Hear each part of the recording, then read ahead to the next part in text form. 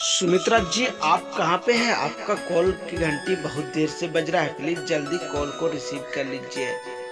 किसी ने आपको दिल से याद किया। सुमित्रा जी, आप प्लीज 1 मिनट समय निकाल के बात कर लीजिए, आपका कॉल कट जाएगा। आपको भाई आपको बहुत दिल से कॉल करे। सुमित्रा जी, जल्दी ही कॉल को रिसीव कर, किसी अर्जेंट बात होगा। सुमित्रा जी, प्लीज जल्दी कॉल को रिसीव करके बात कर लीजिए। आपका भाई अब बहुत देर से आपको कॉल करे। सुमित्रा जी, जल्दी ही बात करके आप प्लीज 1 मिनट समय निकालिए और बात कर लीजिए। सुमित्रा जी।